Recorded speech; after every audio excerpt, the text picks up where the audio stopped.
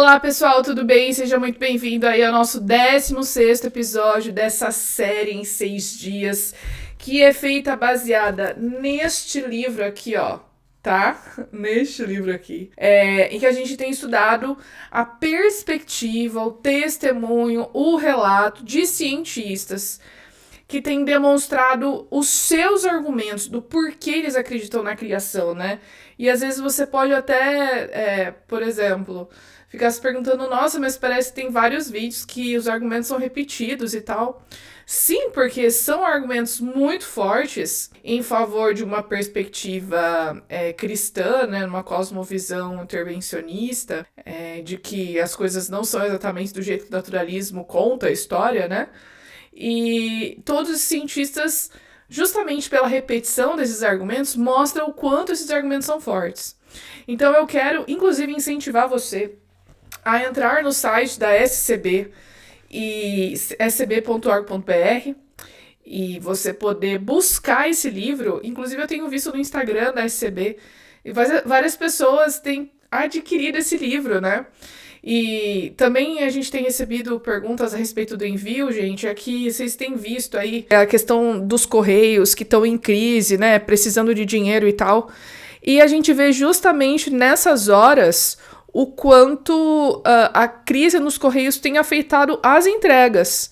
Então tem gente que manda mensagem no nosso Instagram, que é a Sociedade Criacionista, falando, eu comprei o livro, não chegou e tal. Isso acontece justamente por causa dessa questão também. Então a gente vê que o objeto ele saiu para ser entregue, mas tem essa demora justamente por causa dessa leniência dos correios, por causa de crise, aquela coisa toda. Mas o site da SCB não tem apenas esse livro em 6 dias, tem vários outros recursos para você poder ali explorar, para você poder adquirir. Tem cursos gratuitos ali, tá bom?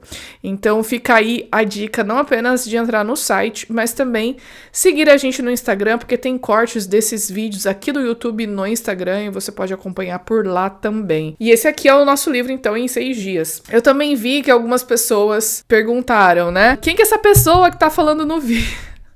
Quem é essa pessoa que tá falando no vídeo, né, tal?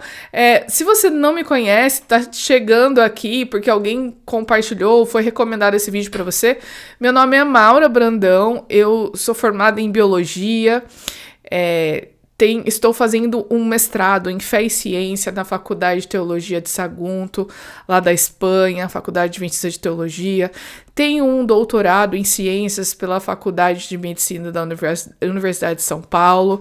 Sou professora, atuo no ensino básico, atuo no ensino superior, faço muita coisa. Inclusive, produzo esses conteúdos que você tem visto aqui, né? E se você quiser me seguir no Instagram, é Maura A. Eduarden, que eu falo sobre muitos assuntos.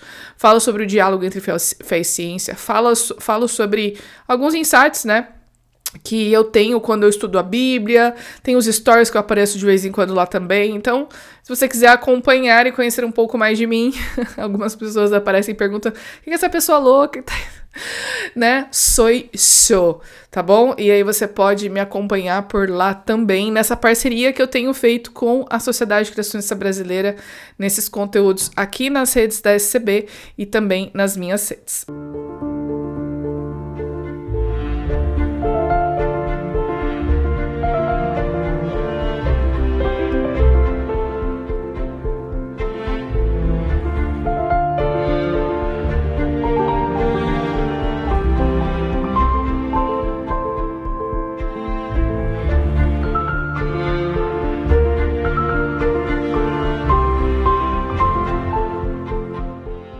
O nosso cientista de hoje é o químico inorgânico Dr. Stephen Groucutt.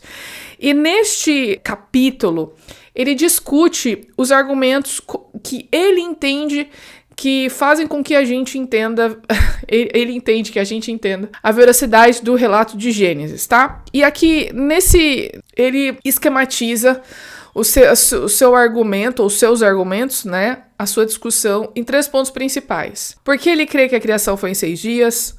Por que ele entende que a vida, né, que a Terra é jovem? e porque ele entende que houve um dilúvio global. E porque, na perspectiva dele, isso não está em conflito com a sua atuação como cientista, né?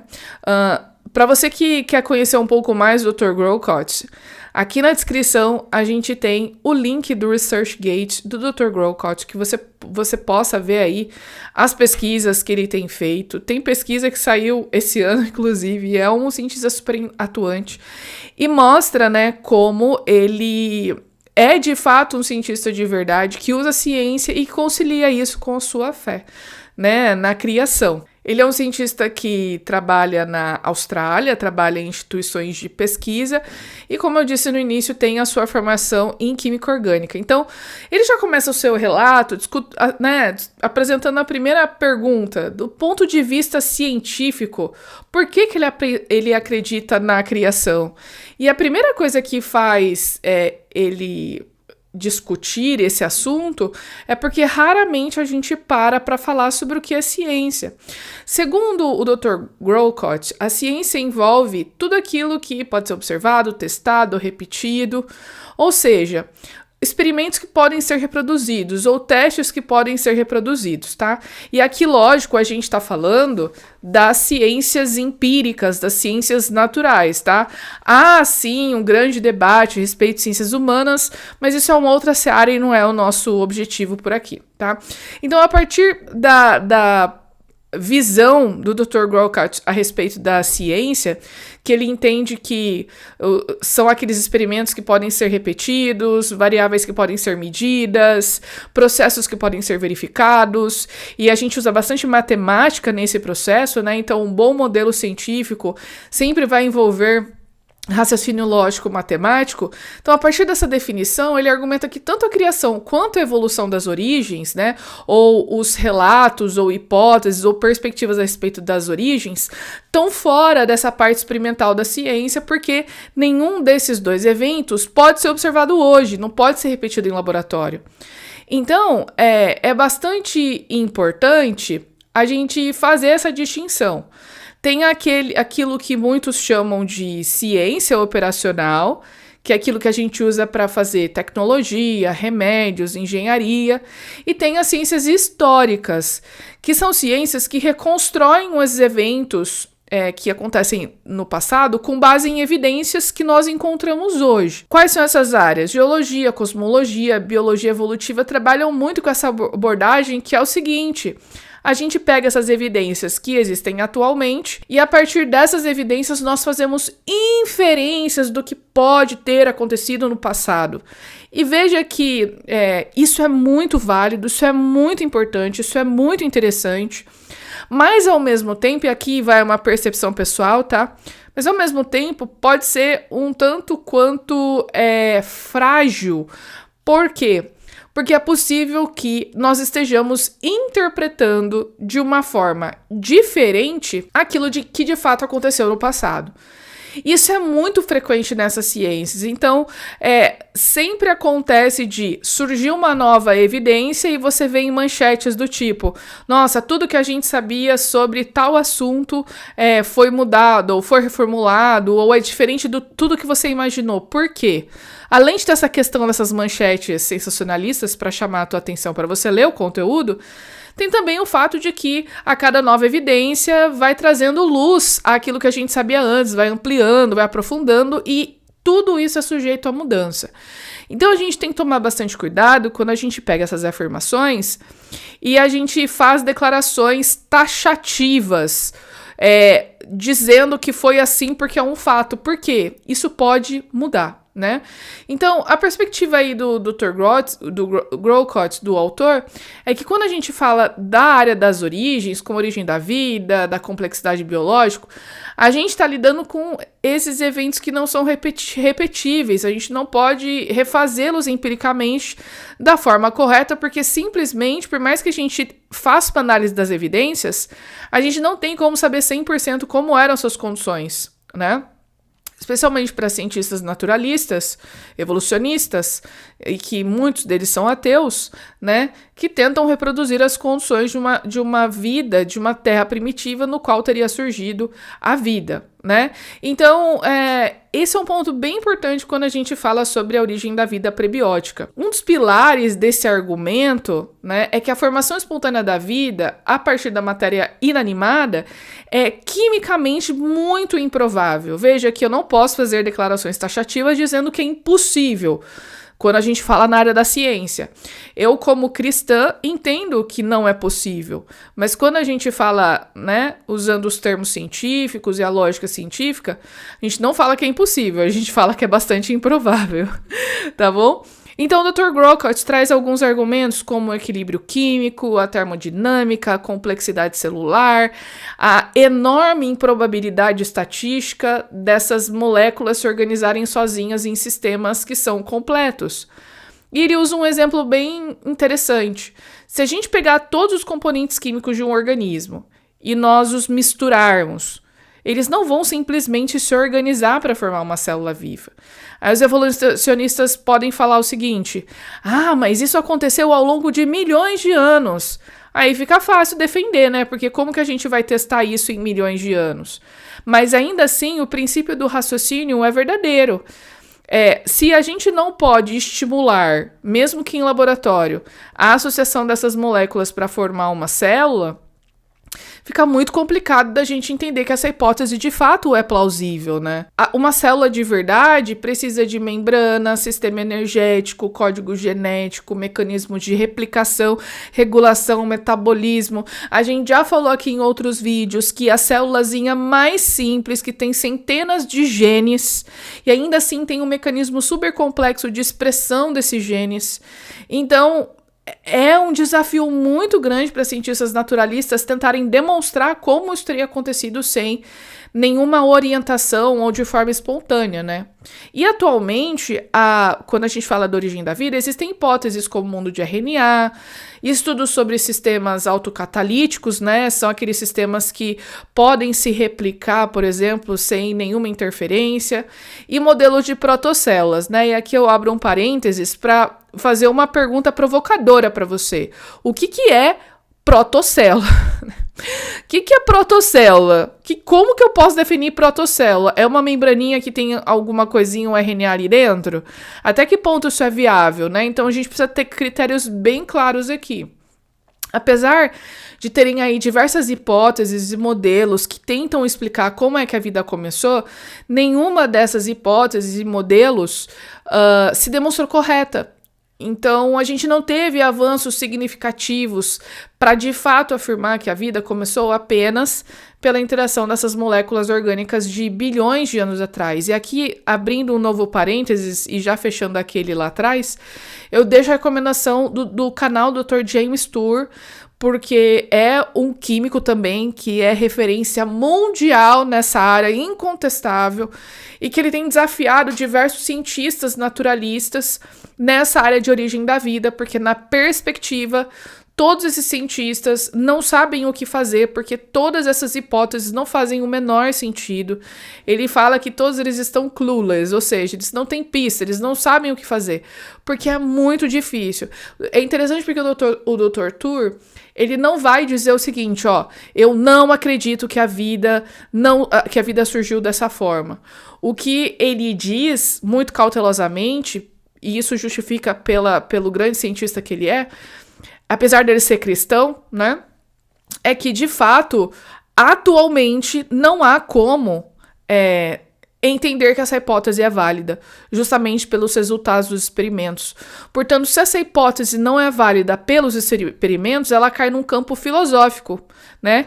E filosofia é uma coisa que depende da nossa cosmovisão. Então, é um negócio bastante interessante. Ele tem um canal, que é o nome dele, né? James Tour.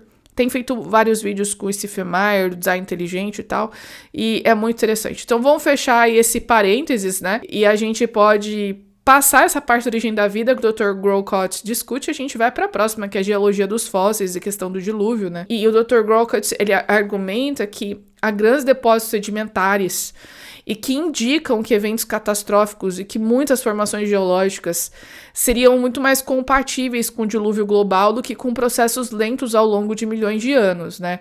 E ele menciona, por exemplo, a formação de fósseis que realmente exigem soterramento rápido para evitar a decomposição. A gente vê fósseis que são encontrados basicamente articulados, mantidos, preservados de uma forma incrível, né? E aí como que você vai imaginar que esse animal morreu e ele permaneceu intacto para ser soterrado aos poucos ao longo do tempo, né? Mas é importante fazer uma menção aqui, porque é bem verdade que a geologia moderna, ela não se baseia só em processos lentos e graduais. Então, desde o início do século XX, a própria geologia já incorporou o catastrofismo como parte do modelo explicativo. Então, impactos de meteoros, erupções vulcânicas massivas, eventos rápidos, tudo isso já faz parte do modelo atual, num modelo que vem sendo chamado de atualismo, né? Então, você tem esses princípios que são uniformitaristas, ao mesmo tempo que você entende que o acontecimento de determinadas catástrofes são possíveis. Mas o consenso científico ele continua sustentando essas escalas de tempo profundas, mesmo considerando essas catástrofes, né? E eles consideram essas escalas de tempo com muitas evidências que são usadas, datação radiométrica, estratigrafia, física nuclear, enfim. E tem até alguns geólogos que entendem que uma grande inundação ele é muito plausível. Mas o consenso é que, apesar dessas inundações serem plausíveis, elas não aconteceram na dimensão que a gente entende que de fato foi o dilúvio, né? Ao mesmo tempo, muitos cientistas criacionistas, geólogos também, muito sérios, honestos e experientes, entendem que existem evidências que nos mostram, sim, que essa catástrofe descrita na Bíblia, ela teve proporções globais, sim. Portanto, gente, uma reflexão que eu faço aqui se você tem as mesmas evidências que são interpretadas por um grupo de uma forma, interpretada por outro grupo de outra forma, eu não vou nem perguntar quem é que tá certo, quem tá errado. Quais são os pressupostos usados para essa interpretação? E a gente precisa lembrar que modelos têm uma base filosófica muito grande. Então, a gente, no fundo, precisa considerar a filosofia da ciência para entender qual desses modelos faz mais sentido. Isso é uma coisa que é você que tem que fazer. Eu não vou dizer para você o que você tem que fazer, a SCB não vai dizer para você o que você tem que fazer.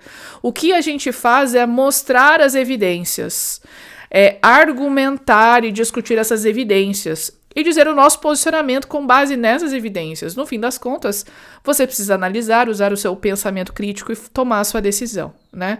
Mas o que eu posso dizer é que o modelo intervencionista faz muito sentido, sim, e você tem ali todas as ferramentas para entender e dar suporte à sua crença de que nós, de fato, fomos criados e a Bíblia é real, é verdadeira e os relatos que estão ali são fidedignos, né? Mas, enfim, é importante que você estude, você analise as evidências. Outro ponto importante do dilúvio é que o Dr. Grolcott menciona que relatos semelhantes ao dilúvio estão presentes em várias culturas. Tem pictogramas chineses que, segundo algumas interpretações, teriam elementos da narrativa de Gênesis. E ele também aborda algo ainda mais delicado, as implicações morais dessa visão puramente naturalista, né? Segundo o Dr. Grolcott, se o ser humano for apenas o produto de processos evolutivos cegos, então não haveria absolutos morais objetivos, ou seja, você não tem problema você matar, você roubar, você fazer mal para alguém, você mentir, você transgredir a lei. Por quê? Porque todas essas questões morais não fazem sentido dentro de uma perspectiva naturalista. A gente sabe que hoje a base do nosso sistema legal, toda essa questão da moralidade, né, tem muito fundamento dentro da perspectiva cristã. Você tem a questão dos direitos humanos, de você respeitar as pessoas, de você tratá-las com dignidade, tudo isso tem a ver com a Bíblia, né? Então, se o ser humano ele for apenas o produto de processos evolutivos cegos, então não tem esses absolutos morais.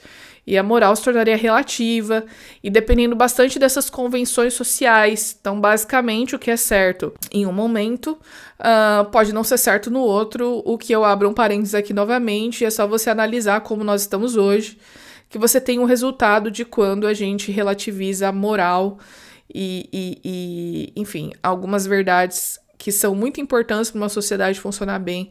Então, sendo relativizada, a gente está vendo o resultado de algumas coisas, né? Então, quando a gente discute essas questões, a gente está no campo da filosofia, já não estamos na biologia, na geologia, na química, etc.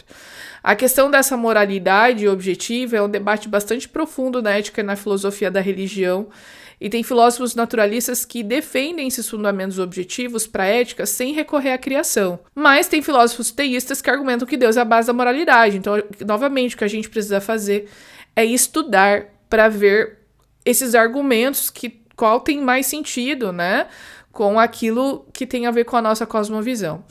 E, finalmente, o Dr. Grolcott, ele finaliza o seu relato, a sua argumentação, dizendo que, embora nenhuma dessas posições, ou seja, a criação ou a evolução, possa ser provada cientificamente no sentido experimental, né, ele considera que a visão que é embasada pelo relato bíblico, exige menos saltos de fé do que a visão evolucionista de longa duração. É aquela história, né? Eu não tenho fé suficiente para ser ateu. Então, independente da posição que você adota, o texto ele vai levantar uma questão bastante importante. Quais os pressupostos que a gente carrega, que a gente considera quando a gente fala de ciências e da ciência e das origens, né? A ciência ela é muito poderosa para explicar como o mundo funciona hoje, mas quando a gente pergunta por que algo, porque existe algo em vez do nada, ou como a primeira vida surgiu, a gente está bem na fronteira entre ciência, filosofia e a cosmovisão, essa fronteira onde elas se encontram. Uma pergunta bastante importante que a gente finaliza e deixa aqui é: quais são esses pressupostos usados para interpretar esses dados? Será que é possível um cientista ter fé? A ciência consegue responder essas perguntas sobre as origens? Tem um espaço legítimo para essas diferentes interpretações filosóficas dos mesmos dados? Veja que questões interessantes para a gente encerrar esse vídeo, para você pensar, né? E que isso te motive a estudar, continue consumindo aí o conteúdo da SCB, continue consumindo conteúdo de outras fontes bastante importantes. E não se esqueça de dar o joinha aqui, assim você apoia a SCB mesmo sem dar dinheiro, mesmo sem fazer doações. Deixe o seu comentário, mostra para o YouTube que este conteúdo aqui, ele é relevante para você e também para outras pessoas que estão buscando os mesmos assuntos, tá bom? A gente se vê no próximo vídeo. Não se esqueça de nos acompanhar nas redes sociais e até a próxima.